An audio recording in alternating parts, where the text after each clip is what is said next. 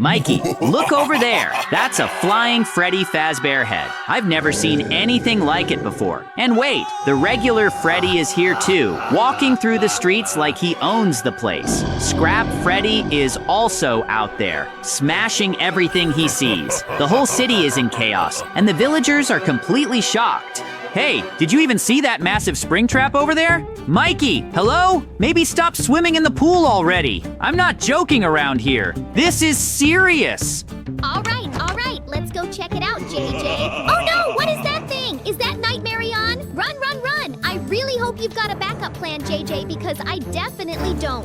Luckily, I do have a plan. I've got a secret chest hidden nearby. Ah, there it is. Come on, Mikey, run to it now. Hurry! Take that, Nightmare on. You're not getting anywhere near my best friend. We've still got so many adventures ahead of us, and I won't let you ruin them. Thank you so much, JJ, for saving me from Nightmare on's sleep trap. He almost put me into some kind of nightmare coma. I don't know how you pulled me out, but you really saved my life. I could feel myself drifting away, like falling into endless darkness. But then you shook me and boom, I was back. I seriously owe you, man. You're a true friend. Okay, no time to waste. We need to build a bunker right now, and I already have a picture in my head. I want it deep underground with thick obsidian walls so no monster can break through them. Safety is our top priority. Let's make the entrance hidden behind a waterfall or something.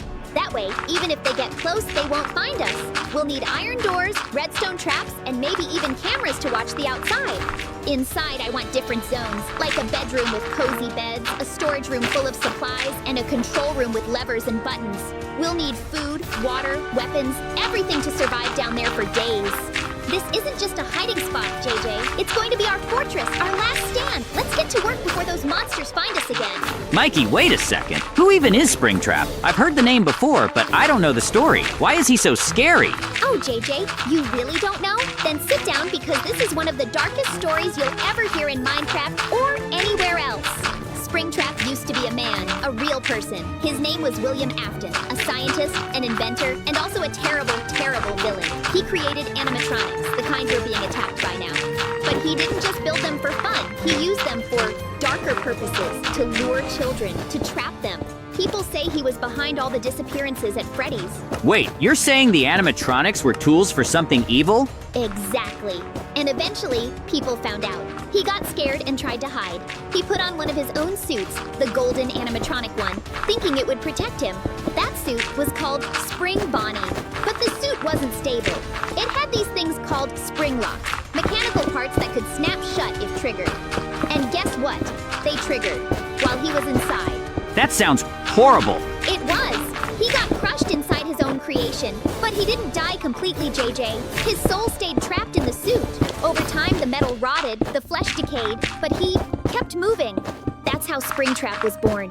A decaying, undead animatronic with a human soul full of hatred and regret. He can't die. He wants revenge. And now, he's here. We really need to finish that bunker. Yeah, before he finds us. Mikey, if Springtrap is really that dangerous, is there anything we can do to stop him? Can we build traps, maybe? Something to destroy him for good? That's a really good question, JJ. But the problem is, Springtrap doesn't go down easily. He's not like a regular monster. You can't just stab him with a sword or shoot him with arrows. He's already half dead. In the original FNAF universe, people tried a lot of things. They burned the pizzeria, set it completely on fire. That's how they thought they destroyed him. But even after the flames, he somehow came back. So, he survived fire? That's insane. Yeah, fire only slows him down. It melts his metal, but it doesn't kill the soul trapped inside. That's the real problem. You have to destroy the spirit, not just the suit. Then how do we trap something that's part ghost, part machine? We'll have to build special traps. Redstone-triggered crushers with pistons and lava dispensers. Maybe combine soul sand, obsidian, and ancient debris to slow him down and contain his energy. And we need something spiritual too, like enchanted totems, candles, maybe even a beacon with purified quartz. I read that in the lore. You can weaken haunted animatronics with sacred light. This is turning into some kind of ancient ritual. Exactly. That's how strong he is. We're not just dealing with a machine, we're facing a cursed soul with a will to survive. But if we combine everything, tech and magic, maybe we have a chance. Mikey, I just remembered something. Back when I was visiting the western villages, there was one place no one ever wanted to go near. Even the creepers stayed away. That's weird. Even creepers? What was so scary about it? It was called Hollowshade Village. Small, peaceful, at least it used to be. The story goes, a powerful mage lived there. An old wizard who protected the villagers with all kinds of spells. One day, something came out of the forest. Something rotten, broken, mechanical. The villagers didn't know what it was, but the mage, he recognized it immediately. He called it the Cursed One. You mean it was Springtrap? Yeah, the very same. He came at night. No sounds, no warning, just the silence before the screams. The villagers tried to fight. Swords, bows, even golems. But nothing worked. He tore through everything. The mage used fireballs, lightning, binding spells. But Springtrap kept moving. He didn't feel pain. He didn't slow down. Every enchantment failed. Then how did the mage survive? That's the crazy part. He had one last spell, one he'd never used before. It was an invisibility ritual, a permanent one, but the ingredients were dangerous. He had to go into the nether to finish it. He finished the spell just in time. As Springtrap was breaking down the temple doors, the mage vanished completely, and Springtrap, he just walked past him, couldn't see or sense him anymore. But the villagers, they weren't so lucky. Every single one disappeared. No bodies, no blood, just silence. The village has been empty ever since. Even mobs avoid it. That's insane, JJ. We need that invisibility spell. Can we find it? Maybe, if the mage left notes, but we'd have to go back to Hollowshade. Okay, Mikey, I have to admit something. While I was telling that story about the mage and Springtrap, I actually freaked myself out, like my arms have goosebumps. Haha, don't worry, JJ, that was spooky for real. But now I think you need a funny story to calm your nerves, and I've got the perfect one. Wait, you're serious? Funny in the middle of all this chaos? Yep, picture this. There's this tropical village by the jungle. You know, the kind with bamboo everywhere and lazy pandas rolling around. Super peaceful, right? Yeah, sounds cute. What happened? So there's this one villager. His name was Lemo. Super nervous guy. Always jumps at shadows. Well, one day he was walking through the jungle carrying a whole stack of emeralds, like at least 64. Suddenly, out of the bushes, this big round shape rolls out. Black ears, brown fur, glowing eyes from the sunlight. And Lemo just screams. He yells, "Freddy Fazbear has found me!" Wait, it was just a panda, wasn't it? Yes! Just a lazy panda looking for bamboo. But Lemo panicked so hard he threw all his emeralds into the air and ran screaming into the ocean. No way! Did anyone see it happen? Oh yeah, the whole village was watching, and they never let him forget it. Every birthday now, they give him panda plushies and bamboo cakes. Poor Lemo, but honestly, I needed that laugh. You're the best, Mikey! Hey, laughter is a survival tool too. Let's keep building that bunker, and maybe stay away from pandas for a while, just in case. Mikey, don't get me wrong. This bunker is cool and all, but honestly, it's kind of boring. Just obsidian walls and a chest full of potatoes? Haha, what did you expect? A dance floor and fireworks? Well, now that you mention it, yeah. If I were building a bunker my way, it would be completely different. All right, dreamer, lay it on me. What's the perfect JJ-style bunker? Okay, picture this. First of all, the entrance is a giant burger, like literally a massive pixel art burger door that opens with a redstone lever made out of cheese. Oh no, we're starting strong. Then, inside, the first room isn't storage, it's a burger buffet. Dispensers full of golden burgers, chicken nuggets, and even milkshake fountains. Unlimited food, baby. Do the mobs get burgers too?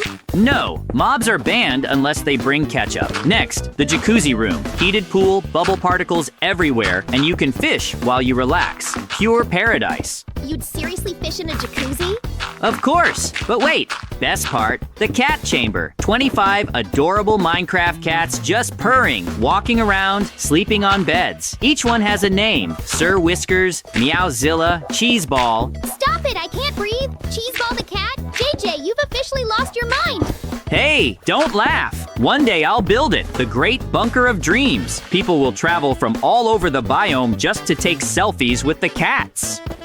All right, you know what? When we survive this FNAF nightmare, I'll help you build it, cheeseball and all. Deal! But first, let's finish the boring bunker.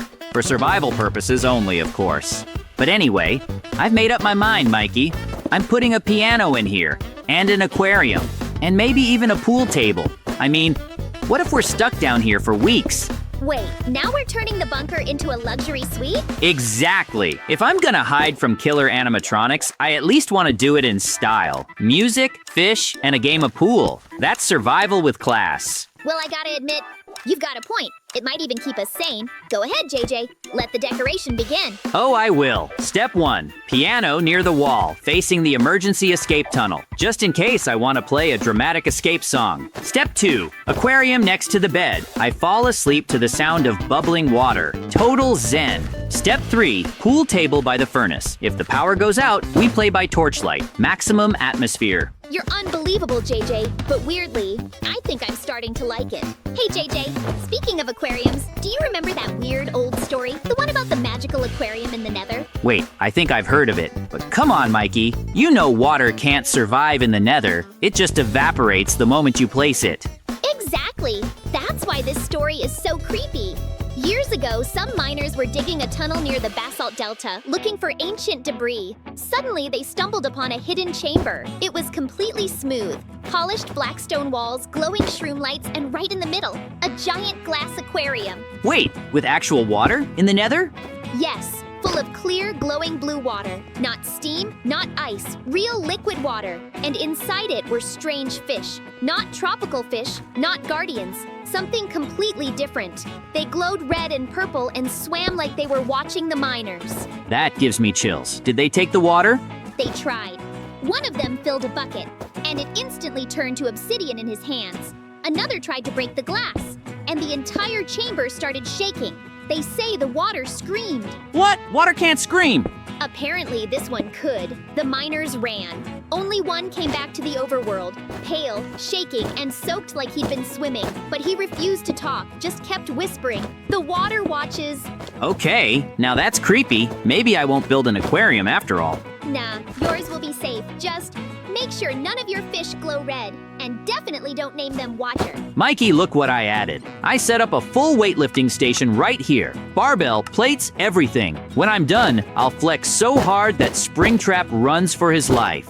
Huh, okay, JJ the bodybuilder. Since when are you into working out? Well, funny story. I actually went to a real gym once. One time, thought I'd start strong. Picked the biggest weights I could find. Tried to bench press them like a pro.